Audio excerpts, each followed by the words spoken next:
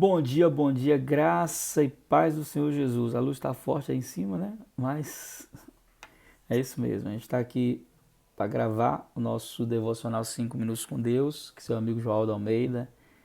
Segunda-feira, quero profetizar uma semana abençoada, uma semana debaixo da graça, do favor, da misericórdia de Jesus sobre a sua vida, tá bom?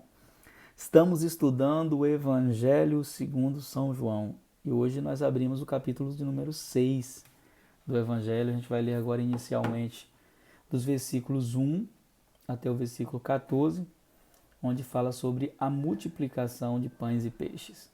Diz assim: Depois disto, partiu Jesus para o outro lado do mar da Galiléia, que é o de Tiberíades.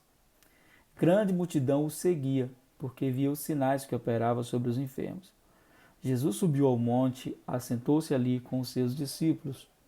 E a Páscoa, a festa dos judeus, estava próxima. Então Jesus, levantando os olhos e vendo uma grande multidão que vinha ter com ele, disse a Filipe: Onde compraremos pão para estes comerem? Onde? Mas dizia isso para o experimentar, porque ele bem sabia o que havia de fazer. Deixa eu mudar aqui para ver se melhora aqui a luz, né? Ah, aqui ficou melhor assim. Para não pegar tanta luz, né, gente? Deixa eu mudar aqui para não pegar tanta luz aqui. Segurar, né? Segurar aqui para não ficar com tanta luz. Vamos lá? Filipe respondeu-lhe: 200 dinheiros, denários, de pão não lhes bastarão para cada um deles tome um pouco. E um dos seus discípulos, André, irmão de Simão Pedro, disse-lhe: Está aqui um rapaz que tem 5 pães de cevada e 2 peixinhos. Mas o que é isso para tão grande multidão? Disse Jesus: Mandai assentar os homens. Havia muita relva naquele lugar. Sentaram-se, pois, os homens em número de quase 5.000 homens.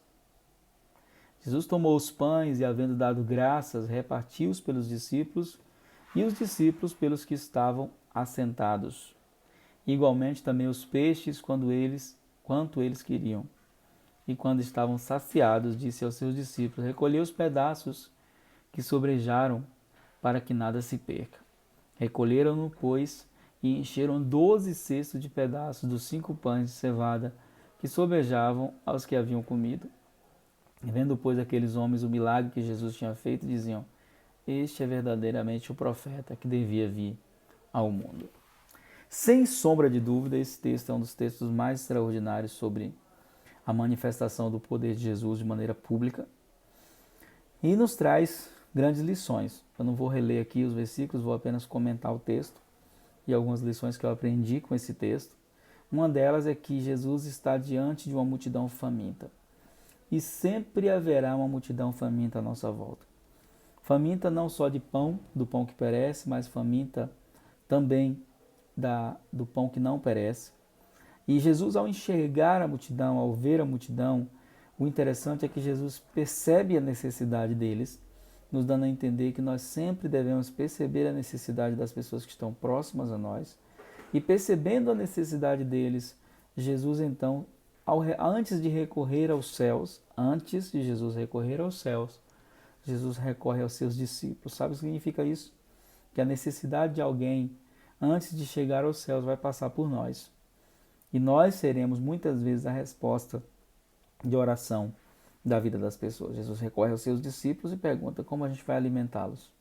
Jesus estava apenas testando eles, é o que o texto diz. E Filipe primeiro reage de maneira incrédula, né, acreditando que não tem como alimentar aquela multidão, nem com todo o dinheiro que existisse. Mas André, com a sua forma singela de ser, essa simplicidade que é característica desse apóstolo, ele então diz: Temos 5 pães e 2 peixinhos. Mas o que é isso para tão grande multidão?